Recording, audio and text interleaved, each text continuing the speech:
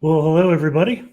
Welcome to what normally is a lunch hour discussion, but it could be lunch hour somewhere. Might be dinner time in countries east of here, or breakfast time. Good morning, good afternoon, good day. Michael Goldberg here, and I am super excited. And look, I love all the guests that take the time to show up on my show. But I gotta say, I'm really, really honored that this gentleman that I'm about to bring on is donated his time to me today, and I can't thank him enough. And he's a TEDx speaker. He is a podcaster. He has a podcast of his own called the Top 100 Global Top 100 Humans 2.0 podcast. He has been featured in Inc. and he's been featured in Forbes, and he's a LinkedIn influencer, and he's going to be a TV star pretty soon, but when they get filming, and we'll talk about that. So I'd like to welcome with my honor, Mr. Mark Metry. Good afternoon, Michael. How are you doing, man? Thank you so much for having me, dude. It is so great, and I know we tried a couple of times, and it's been a few months here, but it was a bumpy ride, but we got here, and I love it, and I love the fact that you come on. I remember the first time we talked, and it just felt like, because I just read his book, Screw Being Shy. You guys got to get this. You got to read this book. Thank you. And you bet. I'm telling you, as an extrovert, I mean, I know it doesn't show much, but as an extrovert, I read this book and got the whole other side of the perspective. Mm-hmm. And so yes. So can you, and I'll talk about that later, but I want you to talk. Tell us about what motivated you to write this, and tell everybody what this is about. Give a little snippets version. Yeah, man. So last year, I really kind of took my speaking career head on. I did my very first speech at the end of 2018. And in 2019, I basically went to every major city in America. And I spoke about, what I'm trying to do in the world, what I've learned. And, Michael, almost in every single city that I went to, I almost saw like a younger version of myself, where someone, a he or a she, would walk up to me and they would kind of be looking down, and they would try to ask me a question. They, would stutter a little bit. Their voice would shake. I could tell they were maybe introverted, maybe quiet. They didn't look at me in the eyes, and they would ask me the same question. And they would say, "Hey, Mark, how did you go from someone who spent most of his life with extreme social anxiety, not really being able to make friends, not being able to express myself to the world, to being able to speak on a stage in front of 100 people about your story?" And so I was just being asked this question again and again and again and again. And it really just led me to, I was trying to like figure out what my niche was. I was trying to figure out, like a lot of us think like, oh, what's my story? Like, what's our journey? How can we share that to people? Is my story cool? And I just basically looked back at my life and I was like, wow, I was dealt, a certain set of cards, and I faced social anxiety for the longest time. And it placed so many boundaries in my life. And, it even led me to a time in my life where it led me to being overweight, to being depressed, to even being suicidal. And so I was able to sort of look back and then also combine the information that I've learned from people on my podcast, from, leaders, doctors, neuroscientists, and basically look at the research, look at what's out there, and basically present a guide to someone that if they are facing, like they have social anxiety, they can't speak up. Every time they want to say something, it feels like their brain is holding them back.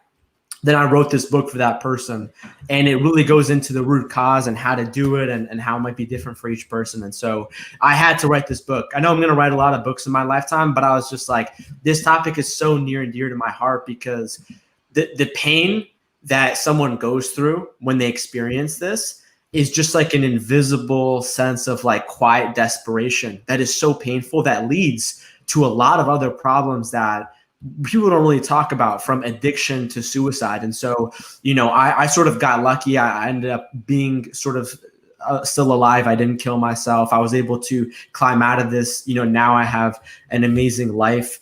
And I just want to put that forward in case anybody else, like a younger version of me, no matter of what their age is, wants to learn about this stuff, or even someone like you who's an extrovert who wants to understand the other side of the coin. Because this problem, I think, is an invisible problem. And until leaders like you get more aware of it in terms of how we deal with our teams, our families, everybody, then it's not going to get solved, And so, again, thanks you so much for having me on, and thanks for the question. I appreciate it, man. Yeah, sure. So, it's interesting, and my, it's, and you kind of just alluded to it. It's not just, it's not just a mental change, but you go into, there's some physiology behind this. What you eat, what you drink, if you do drugs or any type of narcotics, that stuff has an effect on you. While it may make you feel better in that moment, long term, when you wake up the next morning, you're still going to be the same person, right? Because So did you? So how did you figure out like the vitamins to take, the foods to eat? Right. Let's talk about that a little bit, because I think that's fascinating.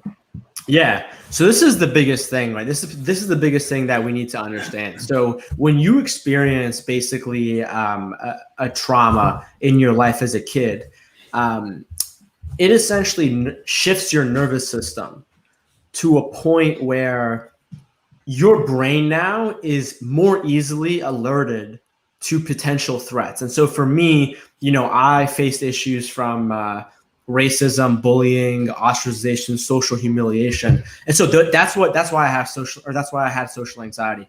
And so one of the biggest things to keep in count is, like, for every effect, your brain is going to produce a chemical as a result of that. And basically what they found in people who have social anxiety, their amygdalas, which is the part of their brain that detects fear, it's bigger. And a lot of the times they, in terms of like how their brain operates, the neurochemicals, the neurotransmitters, they may have certain deficiencies as a result of almost like this injury in their brain that may result in sort of this mental health issue. And so one of the biggest things to realize is, if you are not sort of supplementing and treating your brain, then it is going to have a deficiency, and that may come out in various ways. And what I mean is, if your brain is lacking the right chemicals, you may be more anxious. If your brain is lacking the right chemicals, you may be much more likely to, maybe use alcohol, for example, as a coping mechanism. You may be much more likely to, maybe make some dangerous decisions, not make the greatest decisions. And so one of the biggest ways that we can counteract this, according to, research, which Harvard has coined as nutritional psychiatry, is essentially the biggest way to change the neurotransmitters in your brain is by changing the food that you eat. And the reason why is because when we eat food, our mouth, we chew it through our mouth, our saliva starts to break it down, it goes down our esophagus, our stomach burns it. And then what happens is it goes to this ecosystem called the gut microbiome. And the gut microbiome is literally this ecosystem of trillions of bacteria. And essentially what happens is this bacteria, they eat our food and they produce certain kinds of bacteria. And what they have found is that there are direct nerves that connect our gut from our brain. And they found that for a lot of these mental health problems, like, social anxiety, for example, a lot of people have a dysfunction in a neurotransmitter called serotonin, which is responsible for regulating your mood, your sleep, your appetite, how you function in social groups. And they found that 90% of serotonin is produced in your gut microbiome, which is directly connected to the food that you eat. And so one of the biggest things I talk about in the book is, like, for people like I was, that you're having serious problems in terms of anxiety, in terms of managing your mind, facing stuff from, social isolation to depression. One of the biggest things that you can do that is often overlooked, that often gets pushed to the side, is literally just changing your diet. And there is no such thing as a universal healthy diet that works for everybody. But one of the biggest guidelines is just like eat more natural food. If it was made by God, eat that. Not if it was made by a factory or a scientist. And so, there's a lot more detail that I could go into, but one of the simplest things that we can do is just change our diet, because once you start doing that, it starts to literally change your neurotransmitters, which then starts to change how your brain functions. And I remember for myself, I never ate healthy ever. And I remember when I first started to eat healthy, I stopped drinking soda. I stopped, eating a lot of this crap and just focused on vegetables, fruits, healthy fats, the right kinds of animal products. Then I really felt like my brain turned on for the first time in my life.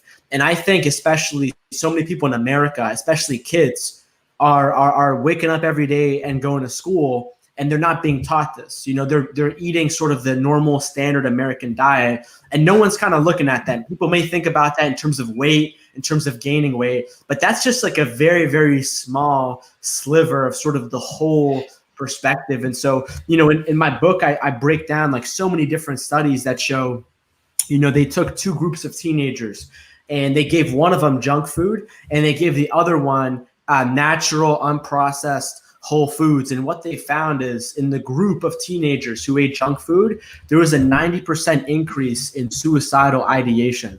And so if you just look at that, you look at all kinds of studies, you look at, for example, like what the European Union has done compared to sort of America's FDA in terms of banning certain ingredients. It's quite a rabbit hole that I suggest everyone to get down to. And I've had this conversation with so many people now, and I've had this conversation with dads, with moms, and they're like, hey, I'm going to start eating healthy. I'm going to make my kid, eat a little bit healthier. And the things that people tell me are crazy. They're like, wow, my son is sleeping well for the first time in his life. He's not having behavioral issues at school. And it's like just taking it back to like a simple thing of just something that we eat every single day we do as humans is eat food.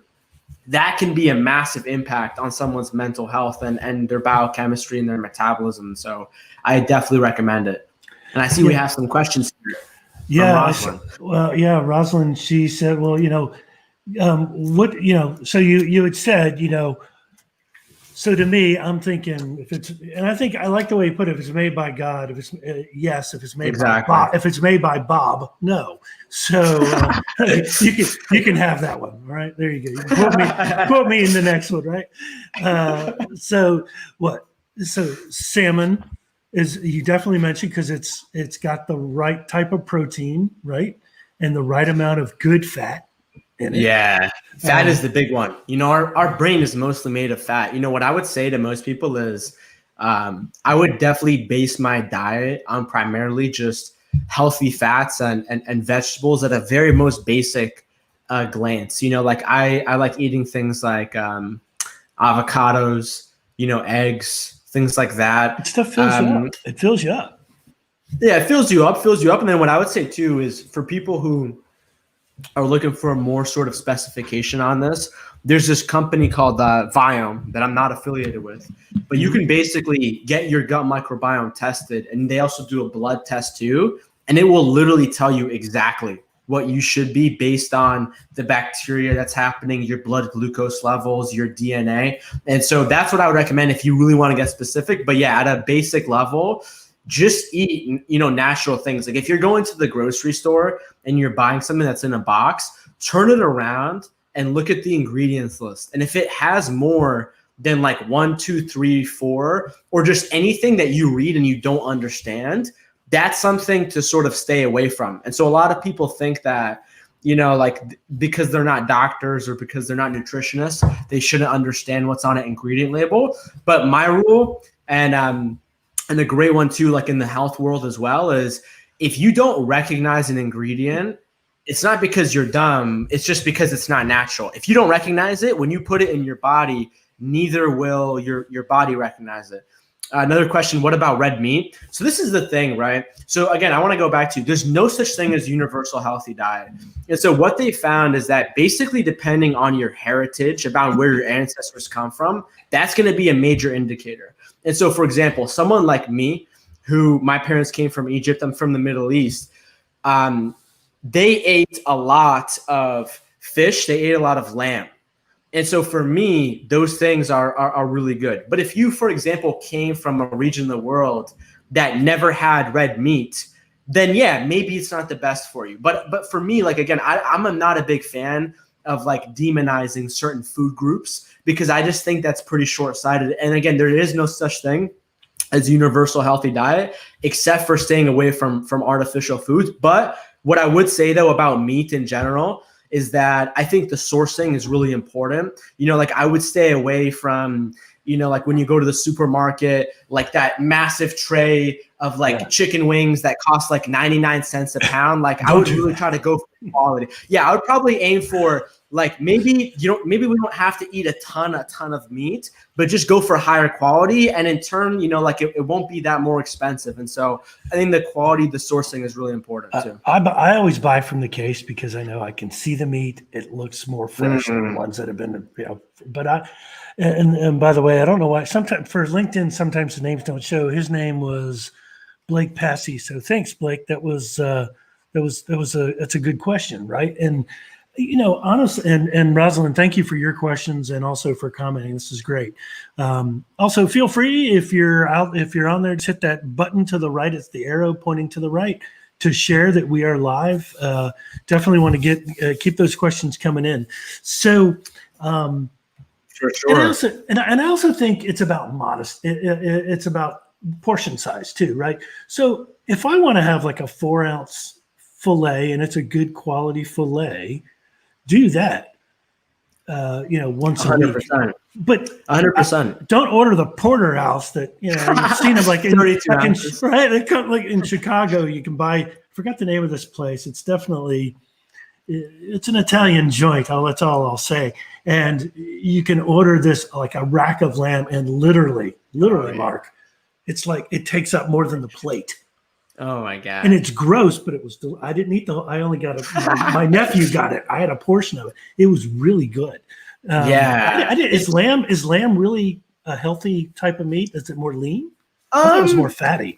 Well, this is the thing, right? So everything in life is so contextual. So like if you look at meat, for example, specifically fat, if you are eating fat of like more red meat and it's grass fed, then it's way healthier. But if you're eating an animal that's not it's not organic, then it's not as good to eat the fat. But generally speaking, there's a lot of good stuff in the fat. And I also want to say, there was a study done in Australia called the SMILE study that actually showed the positive impact of red meat for specifically mental health. And I actually talk about this. And what they said is that more women, because they're more likely to be anemic and lack iron and vitamin D and vitamin B12, a lot of things that are prone in meat, they actually say that a lot of, women could potentially be helped by eating more red meat. And so, there's always both sides to everything, right? And so I think definitely eating things in moderation is good. Rosalind's asking, where can we get your book? There's an audiobook. You can check it out on Audible. I believe if you go to Barnes and Nobles, I think you can check it out on Target, Walmart. I think you can check it out a lot of places where books are sold. Am I allowed to ask and have a hunch that Rosalind doesn't like ordering from Amazon? Why not get it? I mean, is it on Amazon? Have they run out? Are you already in your second edition? What's when it first came out, it did sort of run out, but that was because of the whole COVID stuff that happened, and it was part of it because it came out. So, right. But yeah, Amazon is okay. Right. So, all right. So I want to go back to let's talk about. Let's change it up here, because let's kind of talk about the folks that have social anxiety, or they're fairly well introverted and they're looking for jobs. Here's our answer, Mark. Ready? Watch this. Boom. There you go. Awesome. We'll stay away from that. Okay. So there you go. We'll take that down. But the folks that are struggling right now, they've lost their job. They've been looking 3 months, 6 months, 9 months. Just learned before we started going live that Chicago's now in lockdown.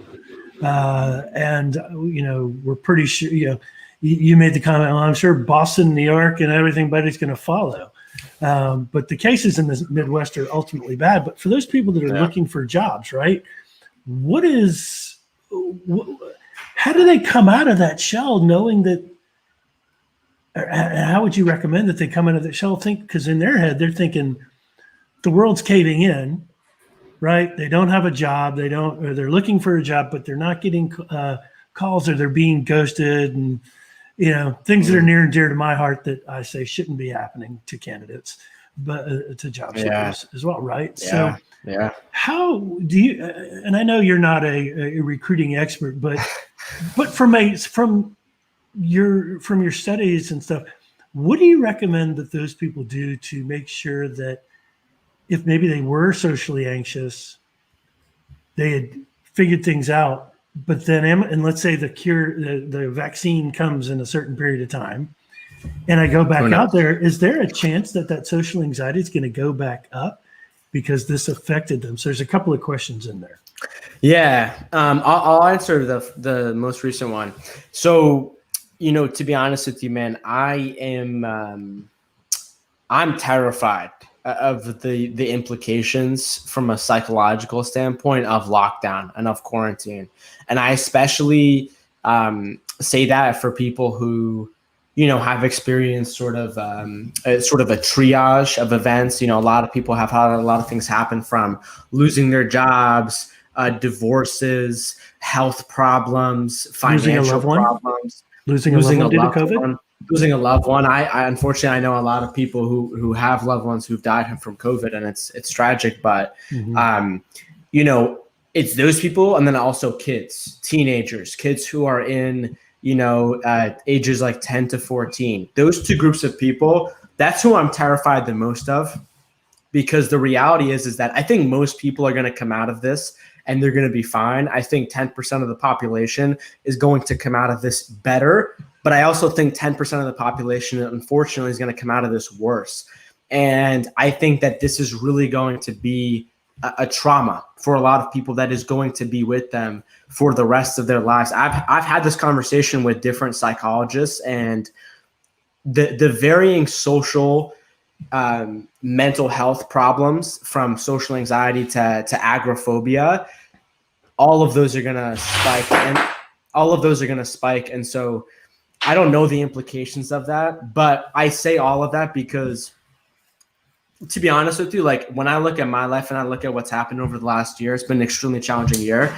If I didn't learn and do everything I did over the last 4 or 5 years, and what happened right now, oh man, I don't know where I'd be. I don't know where I'd be right now. Yeah. And that leads me to saying, like, I truly do think, regardless of all of the factors of job, no job, I truly do believe that the state of your mental health is equal to your level of professional success. And the reason why I say that is because you can talk to people, and I know like it may suck to say this, and it may not be like necessarily that politically correct, but I know people who, make 6-figure salaries, who are even entrepreneurs, who have a lot of money, who are making a lot of money, but they are sort of lacking in sort of stress relief and managing their mental health. And in turn, they don't feel as happy. They don't feel as excited to do what they want to do. And so I think number one is just like, no matter who you are, job or no job, I think it's focusing on just like, hey, if I'm going to wake up every day and, like all the job seeker advice, I'm no professional, but it's like, hey, send in 5 resumes today. Send 5 LinkedIn messages to potential recruiters. If you're doing that, then you should be like, hey, let me give myself 5 minutes to do some meditation. Let me give myself 5 minutes to do some yoga. Let me give myself 10 minutes to make a healthy smoothie, for example. And so I think it's important that as much as we stack these habits in the professional world, it's also equally important that we stack the habits in our real life, in terms of our self-care, our mental health, because that's going to be with us forever. And in a day and an age where change is going to be, as it is now, the constant sort of, the thing that never changes is the fact that everything is changing. Right. That is going to be very chaotic. And I think trying to find ways to build in certainty within your own brain, within your own sort of psychological resilience, I think that is going to be the number one skill of the entire world of the future. And the second thing that I would say regarding your question on the flip side is, I remember when I was a young person and I discovered the internet when I was basically 12 years old. And people would tell me, Mark, why are you on the internet? That's so weird. Why are you recording videos of yourself and put it on the internet? Like, oh, could you even make money from that? Whatever it is.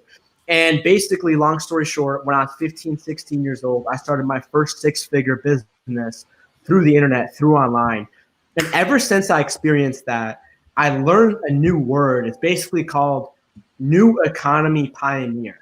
And basically what that means is that our society, when you look at our economy, it's all connected. But when you look at our society, most of our economy is based off like, stores, corporations, jobs, things like that. But when you look at what the internet has done in sort of giving individuals, small groups of people, the power to reach customers around the world and sell products, that is truly something that I would not sleep on at all. And so I know what that may sort of sound like. It may sound weird if you're like searching for a job, but I think that the biggest thing is like looking at this new economy and being like, okay, the internet is basically this new form of real estate.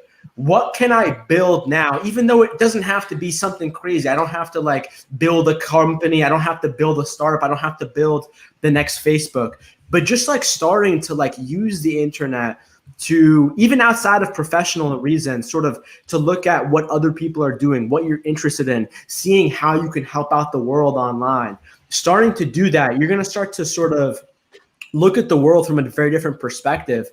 And if you're able to connect who you are to the internet, then you can reach the world and you could have literally a global business. And like, this is the thing, like, for example, my sister, she is originally a teacher. Okay. So she was a teacher in New York, and she moved to New Hampshire, and this whole COVID thing happened. And she also like gave birth last year. And so she has like a 1-year-old niece. And so for her, she was like, I'm not going to go and apply for a job so I can go to school and maybe get COVID and then spend 6 hours away from my niece.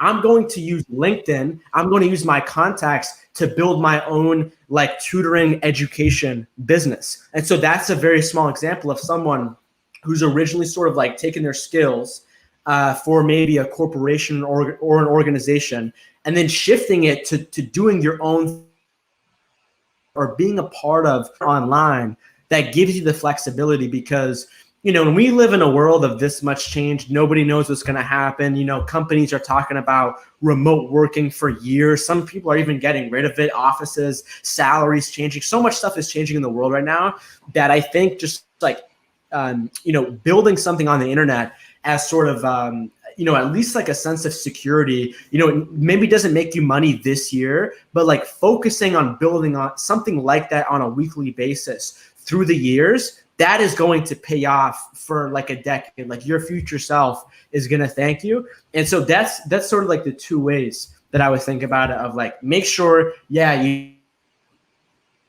job, you still got to take, but then also sort of look at this new economy that has been forming over the last couple of decades that is really all the world to what they want. That's the two. Yeah, that kind of came out. I had some internet issues there. I don't know if it's on your side or my side. I'm seeing some of it slowing up a little. It's okay. So, but you're right. I mean, you gotta stay on top. And I think even if you're introverted or have social anxiety, you can still put yourself out there on one of your favorite social platforms, whether it be LinkedIn or Facebook or Instagram, whatever. However you want to do you, right? And that's basically what you said. And I think that's an important point, right? Because what we don't do is we think, oh, well, no one will ever pay attention to me. right? And that's not the way it goes. And did I freeze again? Because Mark's frozen with a coffee cup to his face. Mark, you're frozen. If you can hear me. Yep, I lost him. It's his internet, not my internet, but he's coming back. I am sure he will rejoin the live stream here. Let's see what. So, hello, Sanal. Nice to see you. Rosalind, thanks so much for all your comments. I think this is great. So, meditation, affirmations, the inner child connection. Right. Remember most when you were at the happiest. Go to that happy place, as they say in Happy Gilmore. And I think this is great. Yes, COVID has helped me reach the world and get my stuff together. And now I offer healing and memoir writing workshops. And I think that's awesome. I'd love to hear more about that live, Rosalind. I'd love to connect with you on LinkedIn and find out about that. You'd be a great guest for this show. Hey, you want to come on and fill in for Mark while we're waiting for him to come back? I hope his internet didn't completely shut down. Nope, it still shows devices. So I guess he had to reboot or something. Something happened to him. Laugh out loud. Mark's internet often freezes. Oh, well, look who's back. Yeah, what's up? And look what Rosalind, she called you out, man. She goes, yeah, your internet shit, man. You got to get that fixed. Do you see that? See, you froze again. Believe it or not, I'm actually not at my house right now. Oh, you're not? Well, then wherever you are, that's not working. No, it's all right. We're good. So it's definitely freezing up on your side. It's all right. If we need to, I don't know if we need to wrap up because of that and try again somewhere. But we'll. Rosalind said she'd like to come on. Well, all right, Rosalind, if that's the way you want to go here, I'm gonna feel free if you want to come on. I don't know if you can. Well, if anybody wants to see this, hold on a second. You will go to, that's the link. I don't know if everybody can see the link, but that's the, let me just show this. That's the link. I can't chat you, but get an Ethernet connection. So, well, that's all right. So if you don't mind copying that, come on. Feel free to come on. Feel free to chat as we kind of wrap up. Full disclosure, yes, I did invite her. I did invite you. Absolutely, we want to hear that. He's trying again, so we'll see. So hopefully Rosalind will pop on. I can host 3 people on here. We'll see if I can do that just yet. Hey, buddy. Deep breaths. And Rosalind also recommends you get what we call an Ethernet connection. See, you're frozen up. Are you there? You're still kind of freezing up, but it's all right. We got most of it out. You got to share your message with most people. So there you go. You're kind of moving a little bit. So basically, what I was saying was you need to be yourself, right? That's what's important. At the end of the day, you need to do you, but don't stick your head in the sand. Would you agree? No. And we lost him again. Did you hear the question? Did you hear my question? Mark? Nope. All right. What is this? GUI. Oops, nope. We don't. If you GUI 55, yeah. So if you come on here, Rosalind, we'll be able to get you on. I don't know. I can't. Let me see. But basically, you would just type that into a URL. You would type that into your URL, Rosalind. So looks like we're not going to get Mark back. It's 3:38.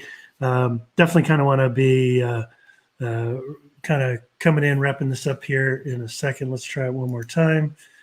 Hey, you there? Kind of? Yeah. It's going to work. I don't think I'm going to be able to. Oh, and there it is. Question. Well, yeah, you're still coming in, Chad. You're still coming in hard. But hey, I want everybody to definitely buy this book. And you can also add extra money so that Mark has an incredible internet connection. Just kidding, Mark. I really appreciate you being a guest here. I'll have to get you set. Maybe we do this on Audacity or on a podcast, and then we'll go from there. It's strange it didn't work, Rosalind. I'm sorry, but hey, let's connect offline. So for everybody that has been watching and listening, I think we got most of it here. And sorry that Mark wasn't able to finish things up. But hey, go buy his book, listen to his podcast. And if you're introverted or you have social anxiety, reach out to Mark. Mark can help you.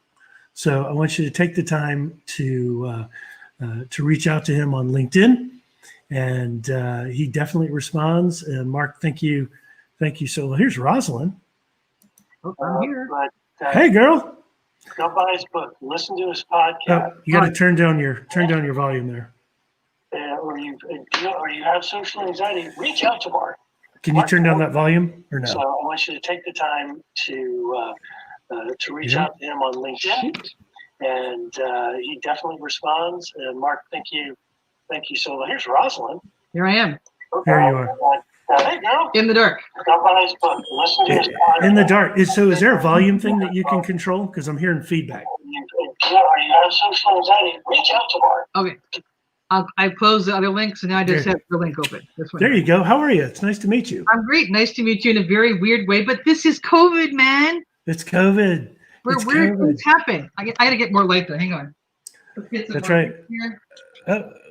Here, third time's a charm. Let's see. Maybe the fourth or fifth time's a charm. Watch this. Me and Mark together with you. Yay!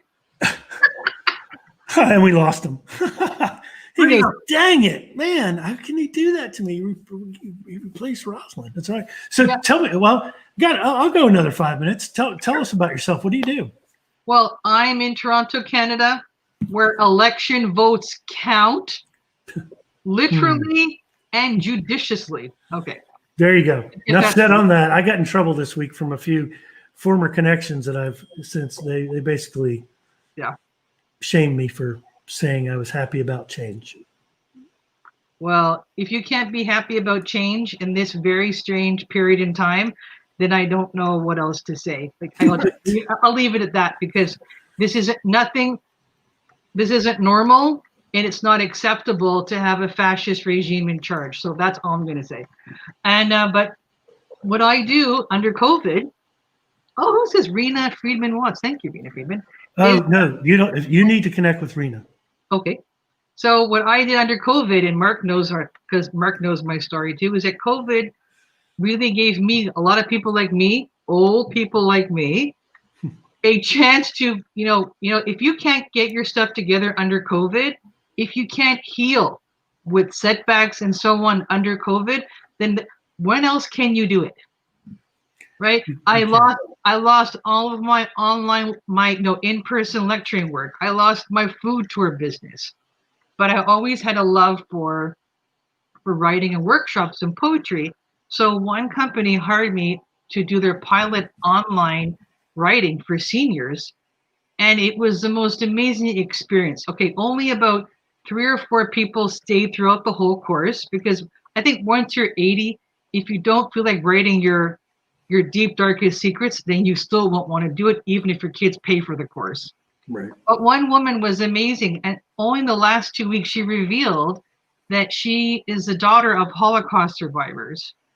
Mm-hmm. And for the first time at age 80, she was able, with my help, and this is so amazing to know, with my help, she was able to write about her mother and her aunt. And an amazing side story came out. She wrote about as her aunt and mother baked, they would sing these songs. And these were songs they sang as children in Auschwitz. Mm. So for me, I'm doing some of the most monumental, the most heartwarming, meaningful work of my life. And I know it's only going to get better. And because of COVID, I'm meeting Mark. If you would have told me earlier this year that I would love being on LinkedIn, I would have said, you're crazy. LinkedIn's so boring. LinkedIn sucks. Well, no, it's actually pretty. I've met most amazing people, forge the most amazing relationships. And I'm being mentored by people, young people, old. And Mark is incredible. He's 23, but he's really 65 inside. So he knows more than you, but he's so confident and humble that he embraces all of you and your foibles and your uniqueness. And that's what I love so much about Mark, because there's many people on this platform, kind of cookie cutter stuff. I hate to say it, but it's true. Whereas Mark, I love his posts, and I love being in our Zoom calls. Last little while, of course, the tech hasn't worked. Zoom calls haven't worked, but eventually, hopefully, they'll be back up again. And I'm just one of the most fortunate people I've ever known. I've never been more grateful to be alive. And the one good outcome from this election was I hadn't painted in 10 months.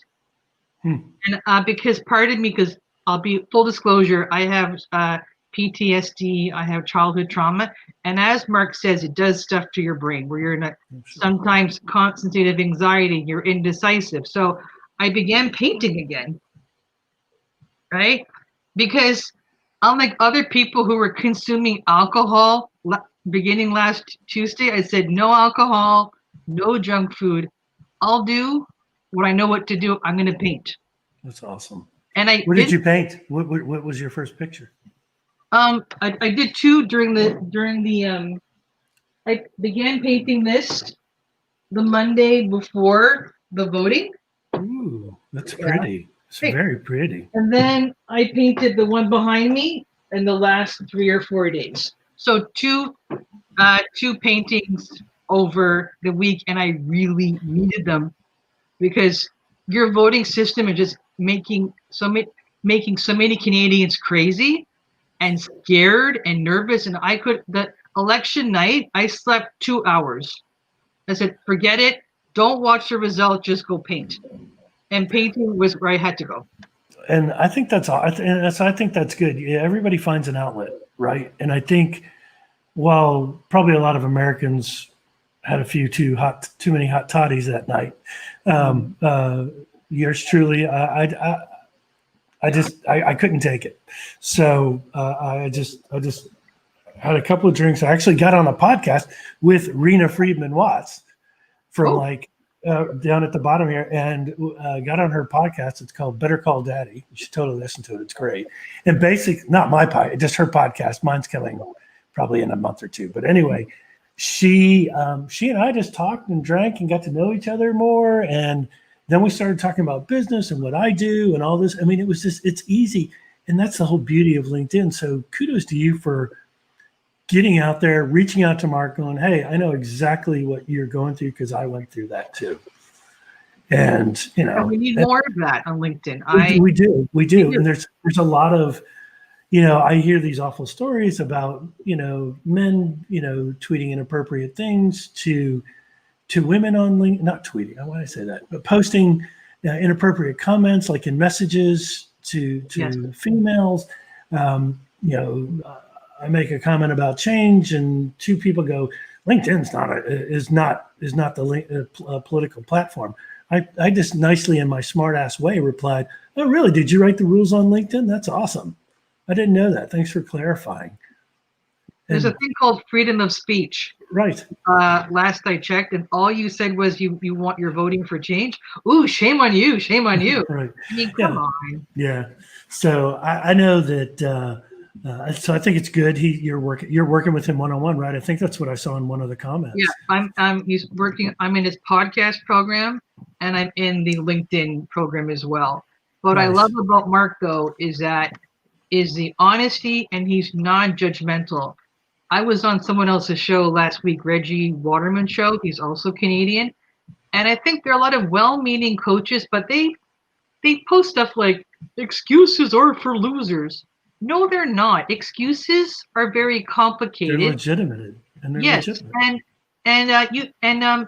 We're human. We make mistakes. What is this thing on LinkedIn and elsewhere that, man, if you sleep in 1 hour late one day, you don't do your content one day, that somehow you're a loser and you're not committed.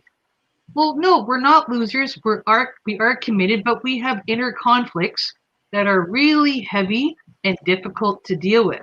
So we need your empathy. We don't need simplistic slogans or judgment. And Mark doesn't do that. Yeah, he is, and I hope he doesn't mind that he ended. I don't know if he exited because he saw you there, or if No, it was no. just his internet. But Internet. I was because I was so excited to have this, and basically what I'm doing is I'm turning these broadcasts into my podcast. So I got to figure out how to do this. So I need to have you on as a guest, so we feature Sure. you and talk to you, and we'll connect offline. But I appreciate you stepping in and filling for Mark, and I think Mark's going to really be touched by I'll what you give said. anything to Mark. He just can't get my kidneys. They're promised to somebody else. Okay. Okay, Other well, than that, as I said, he's my younger brother that I'm glad I have. yeah, I've got one of those. There's and this guy, he only turned. I call him a kid. He just turned 21, and or 22, Yeah. and he's just like Mark, super smart, just forward thinking. Owen Shirk is his name. Good guy. He reminds me a lot about Mark. So, well, hey, Rosalind, thanks for coming on. I appreciate it. My pleasure. I just came upon your show, and I Thank don't you. often get to see Mark doing stuff live, and I got excited. And I can't thank you enough. It's my pleasure. I wish all of you a peaceful evening, morning, or afternoon, wherever you are. All right. Thanks, Rosalind. All right. So, hey, everybody, thanks for putting up with a few technical difficulties here. Again, connect with Mark Metry on LinkedIn, listen to his podcast.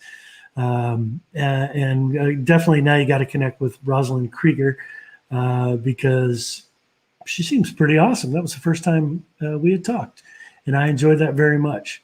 So I wish you a good evening or a good morning, wherever you're watching from. And stay tuned for another live broadcast next Tuesday. Bye.